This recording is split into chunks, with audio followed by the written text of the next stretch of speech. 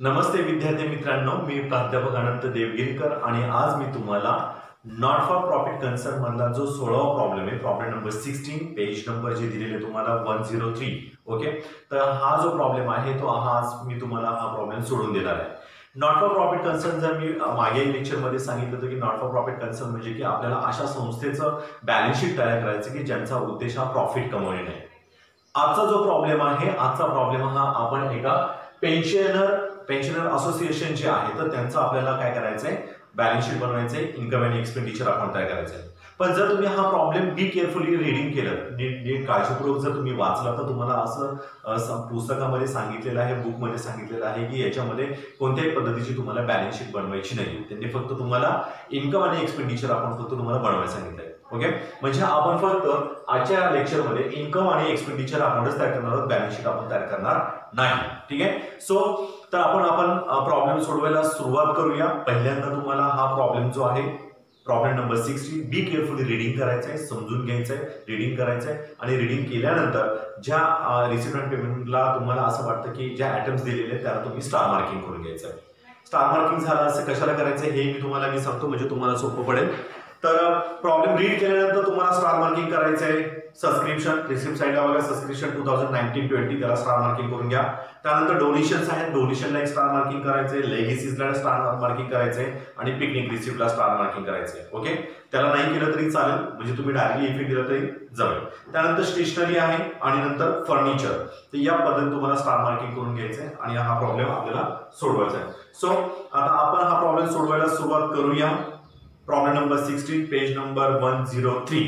ठीक आहे, तर हा प्रॉब्लेम आपण स्टार्ट करूया. पहिल्यांदा बघा रिसिप्ट साइडला बघा तुम्हाला दिसते to balance brought down. This is a last year balance आहे, हा लास्ट इयरचा बॅलन्स असल्यामुळे आपण तो घेणार नाही. त्यानंतर नेक्स्ट आहे तुम्हाला सबस्क्रिप्शन दिलंय. सबस्क्रिप्शन तुम्हाला 3 इयर्सचं दिलंय, 2018-19, म्हणजे लास्ट इयरचं तुम्हाला सबस्क्रिप्शन जे आहे तुम्हाला या वर्षी मिळालेलं आहे. ठीक आहे, ते काय तुम्ही करंट इयर मध्ये घेणार नाही.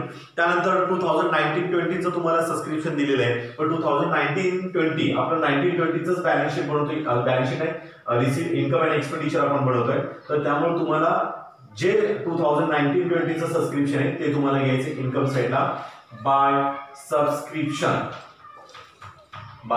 सबस्क्रिप्शन आणि अमाऊंट जे आहे ते 83,000 आहे, ते 83,000 इनर मेन्शन करा, कारण त्याच्यामध्ये ऍडजस्टमेंट आहे. त्याबरोबर नेक्स्ट आहे 2020-21 आहे, हे ऑलरेडी तुम्हाला ऑलरेडी पुढच्या वर्षाचा नेक्स्ट इयरचा आत्ताच मिळालेला आहे, म्हणजे याचा अर्थ की हे तुम्हाला मेन्शन करायचं बॅलन्स शीटच्या लायबिलिटी साइडला. त्यामुळं आपण काय तयार करणार नाही, त्यामुळे फक्त बॅलन्स शीटच्या लायबिलिटीजला ते तुम्हाला मेन्शन करावं लागेल. त्यानंतर एंट्रान्स फी आहे, कॅपिटल रिसिप्ट सांगितलं, entrance fee directly capital receipt सांगितलं म्हणजे कॅपिटल मध्ये तुम्हाला ऍड करायचंय. इथं लिहायचंय कॅपिटल फंड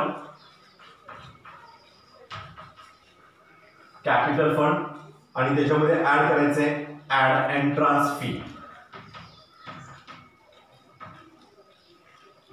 एंट्रान्स फी जी दिलेली तुम्हाला ती आहे 30,000, परंतु ती कॅपिटलाइज आहे, म्हणजे याचा अर्थ की तुम्हाला बॅलन्स शीटच्या लायबिलिटी इकडे मेन्शन करायचं 30,000. आपल्याला ही बॅलन्स शीट बनवायची नाहीये, पण आता मी लिहिलेलं आहे, त्यामुळे आता हे मोस्टली आपण या भागाचा विचार करणार नाही, फक्त आपण या भागाचा विचार करणार आहे.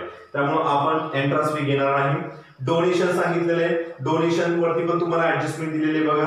ऍडजस्टमेंट नंबर तुम्हाला सांगितलेला आहे 5 number. Donation to be capitalize म्हणजे इथे पण तुम्ही डोनेशन ऍड करणार आहे, त्यामुळे इथे मी अजिबात मेन्शन करणार नाही डोनेशन, पूर्णपणे डोनेशन तुम्ही तिथे घेणार आहात. ठीक आहे, नेक्स्ट आहे लेगेसीज सांगितले. लेगेसीज 40%, 50% सांगितलं ट्रान्सफर करायला. लेगेसीज घेऊन टाका बाय लेगेसीज. अमाऊंट इज 40,000 आहे, त्याच्यावरती ऍडजस्टमेंट नंबर जी 5 दिलेली आहे त्याच्यामध्ये सांगितले 50% लेस 50% कॅपिटलाइज म्हणजे 20,000. आउटर कॉलमला 20,000. आता हे जे 20,000 आहे हे लेगेसीज आहे, हे पण तुम्ही त्याच्यामध्ये ऍड करणार आहात. ठीक आहे, हे पण तुम्ही त्याच्यामध्ये ऍड करणार आहात, परंतु आपल्याला ह्या भागाचा विचार करायचा नाही, बॅलन्स शीट बनवायची नाही, आपल्याला फक्त इन्कम आणि एक्सपेंडिचर बनवायचं आहे. म्हणजे 50% लेस केले, 50% आपण तिकडे मेन्शन करणार आहोत. त्यानंतर नेक्स्ट आहे इंटरेस्ट ऑन डिपॉझिट म्हणजे तुम्हाला इन्कम आहे, इथे लिहायचंय bye interest on deposit amount 7,000. Next is picnic receipt. Picnic receipt, that is your income. Income आहे picnic receipt by picnic receipts. आता पिकनिक रिसिप्ट वरती तुम्हाला ऍडजस्टमेंट दिलेली आहे, त्यामुळे आपल्याला इनर कॉलमला मेन्शन करायचंय. ओके, पिकनिक रिसिप्टची अमाउंट दिली तुम्हाला 10,000 मेन्शन करा. ऍडजस्टमेंट आहे त्यामुळे आपण इनर कॉलमला मेन्शन करणार आहोत. त्यानंतर पेमेंटला या. पेमेंटला पाहिलं तर स्टेशनरी आहे, that is your expenditure to stationery. Amount 8,000. Sorry, adjustment आहे त्याच्यावरती आपण स्टार मार्किंग केलेलं आहे, त्यामुळे ऍडजस्टमेंट असल्यामुळे आपण इनर कॉलमला मेन्शन करणार आहोत 8,000.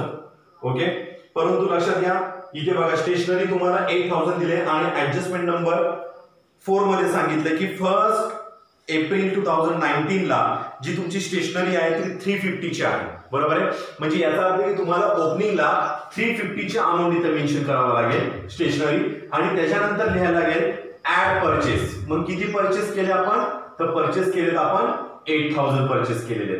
मग टोटल किती झाले आपल्याकडे स्टेशनरी 8,350 झाली.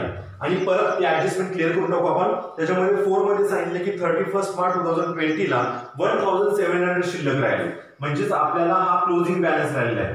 क्लोजिंग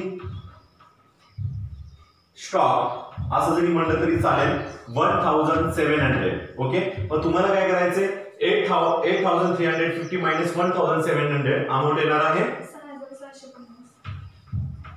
6,650. म्हणजे ही तुमची अमाउंट आली. आता 1,700 हा तुमचा स्टेशनरी शिल्लक राहिलाय, म्हणजे बॅलन्स शीटच्या असेट साइडला तुम्हाला ती मेन्शन करता येईल. ठीक आहे, आता नेक्स्ट बघा, म्हणजे ऍडजस्टमेंट नंबर 4 जी आहे ती पूर्णपणे क्लिअर केली. पुन्हा एकदा रिपीट करतो.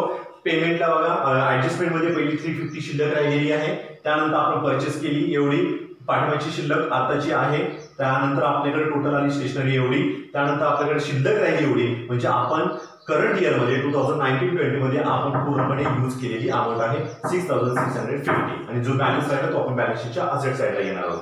ओके, सो आता त्यानंतर पुढे बघा, त्यानंतर पोस्टेज आहे, पिकनिक एक्सपेन्सेस आहे, सर्व तुम्हाला एक्सपेंडिचरला मेन्शन करायचंय. To postage amount 1,000. नेक्स्ट आहे picnic expenses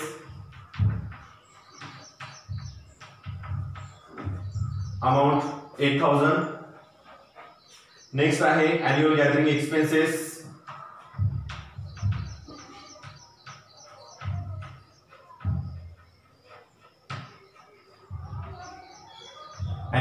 expenses 4,500. Next is traveling expenses, expenditure आहे. Traveling expenses amount is 7,500. Next is rent, amount is 12,000. त्यानंतर चॅरिटी एक्सपेंडिचर आहे, amount is 7,800. Next is sundry expenses,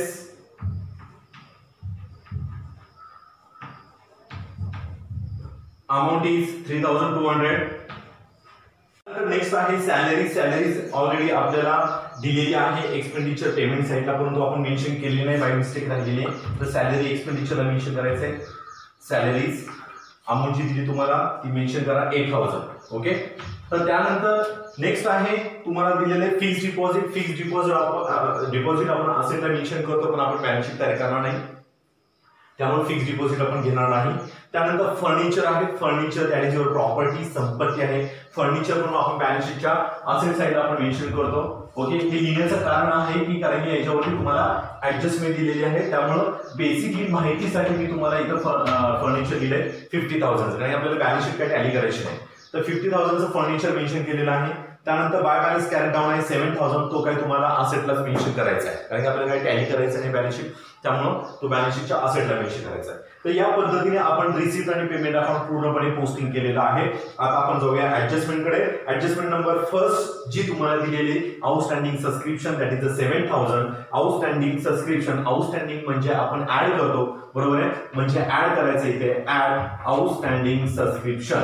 okay, तर subscription तुम्हाला दिले 7000 चं दिलेले आहे, तर आउटर कॉलमला 19000 तुमची अमाऊंट येणार आहे आणि हे जे 7000 चे सबस्क्रिप्शन तुम्हाला आउटस्टँडिंग दिले याचा इफेक्ट आपण बॅलन्स शीटच्या असेट साइडला मेन्शन करतो. नंबर सेकंडची जी ऍडजस्टमेंट दिलेली बघा, furniture was purchase on 1 October 2019 and depreciation is 10%. फर्निचरवरती तुम्हाला 10% डेप्रिसिएशन, कारण की फर्निचरचा डेप्रिसिएशनचा सेकंडचा इफेक्ट आपला एक्सपेन्सेस मध्ये येणार आहे, परंतु आपल्याला फर्निचरवरती डेप्रिसिएशन कॅल्क्युलेशन हे करावंच लागणार आहे. 50,000 वरती आपण जर डेप्रिसिएशन कॅल्क्युलेशन केलं लेस डेप्रिसिएशन ऍट द रेट 10%, जर तुम्ही कॅल्क्युलेशन केलं तर तुमची अमाऊंट येणार आहे 50,000 वरती 10% 5,000.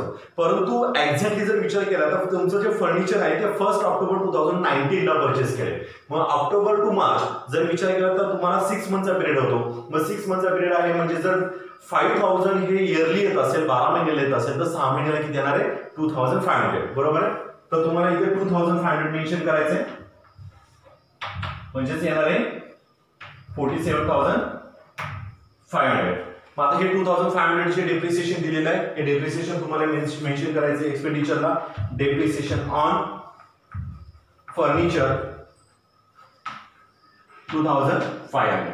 ओके, या पद्धतीची आपली सेकंड ऍडजस्टमेंट क्लिअर झालेली आहे.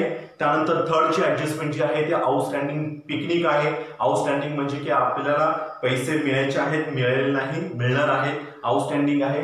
आउटस्टँडिंग आपण काय करतो, ऍड करतो, add outstanding picnic expenses sorry receipts. Outstanding picnic जरी लिहिलं तरी चालेल. Amount is 7,500.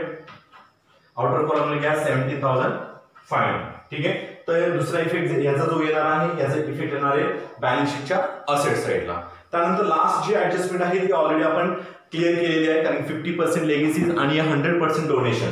लेगेसी जे आहे ते 15% आपण ह्याच्यामध्ये मेन्शन केलेले आहे. ओके, इकडे आपण मेन्शन करणार लायबिलिटीजला, आणि 100% डोनेशन आहे, तर डोनेशनची पण अमाऊंट 100% तुमच्या लायबिलिटीजला येणार आहे. तर आपल्याला याचा विचार करायचा नाही, कारण की आपल्याला पुस्तकामध्ये फक्त रिसिप्ट आणि पेमेंट आपण दिलेलं आहे. ठीक आहे, म्हणजे इन्कम अँड एक्सपेंडिचर आपण आपल्याला तयार करायचं आहे. सो आता आपण प्रॉब्लेम टॅली करायला सुरुवात करूया. तुम्हाला पहिल्यांदा इन्कमची टोटल करायची. ओके, इन्कम आणि एक्सपेंडिचर टोटल करून घ्या. जी टोटल जास्त येईल तर ती टोटल तुम्हाला दोन्ही साईडला घ्यायची. तर तुम्ही जर विचार केला तर तुम्हाला इन्कमची टोटल जास्त दिसेल आणि ती टोटल आहे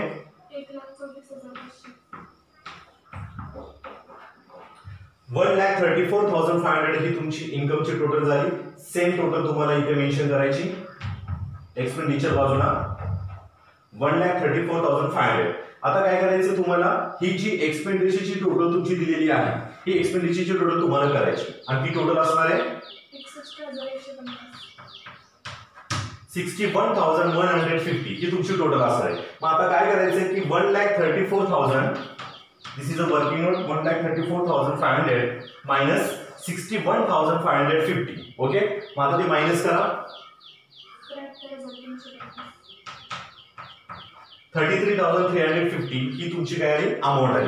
मग आता काय करायचं तुम्हाला 61,150 हा तुमचा काय झालेला आहे, सॉरी हे काय आलं तुमचं सरप्लस आलेलं आहे. बरोबर आहे, मग आता इथे घ्यायचं तुम्हाला surplus 73,350 that's called surplus. Okay, जर तुम्ही ह्याची टोटल केली तर तुमची 1,34,500 येणार आहे आणि तुमची इन्कमची जर टोटल केली ती पण 1,34,500 आहे. अशा पद्धतीचा प्रॉब्लेम नंबर 16 पेज नंबर 103 103 हा पेज नंबरचा हा प्रॉब्लेम आहे. या प्रॉब्लेम मध्ये तुम्हाला बॅलन्स शीट करायची नाही, यामध्ये फक्त तुम्हाला इन्कम आणि एक्सपेंडिचर अकाउंट तयार करायचं आहे. ओके, तर हा प्रॉब्लेम अत्यंत सोपा आहे. पाठीमागचे प्रॉब्लेम जर तुम्ही चांगल्या पद्धतीने केलेले असतील तर मला नाही वाटत की तुम्हाला कोणत्याही पद्धतीचे डिफिकल्ट जाऊ शकतो. ठीक आहे, तर या पद्धतीचा मी प्रॉब्लेम तुम्हाला सोल्युशन केलेला आहे, तर मला निश्चित असं वाटतं की तुम्हाला तो समजलेला असेल. Okay, thank you.